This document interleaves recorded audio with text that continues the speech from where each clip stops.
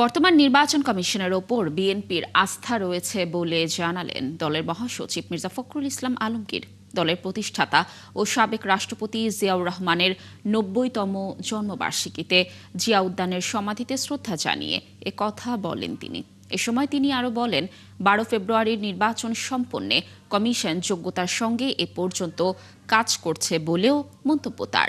মির্জা ফখরুল আরও বলেন, জিয়াউর রহমানের আদর্শকে বাস্তবায়ন করতে উদার গণতান্ত্রিক বাংলাদেশ প্রতিষ্ঠায় শপথ নিয়ে সামনে এগিয়ে যাবে বিএনপি।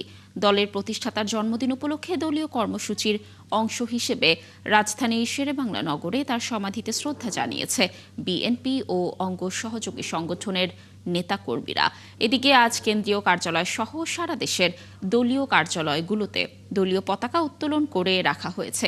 একই সঙ্গে দেশের সব জেলা, মহানগর, উপজেলা, থানা ও বিভিন্ন ইউনিট সমূহে আলোচনা সভা ও দোয়ার আয়োজন করেছে বিএনপি ও অঙ্গ সংগঠন। নির্বাচন কমিশনকে দেখেছি যে মোটামুটিভাবে তারা যোগ্যতার সঙ্গেই কাজ করছে। আমাদের যে সমস্যাগুলো আমরা মনে করেছি সেগুলো আমরা গতকাল তার সামনে তুলে ধরেছি এবং আমরা বিশ্বাস করি যে নির্বাচন কমিশন যোগ্যতার সঙ্গেই এই নির্বাচন পরিচালনা করতে সক্ষম হবে।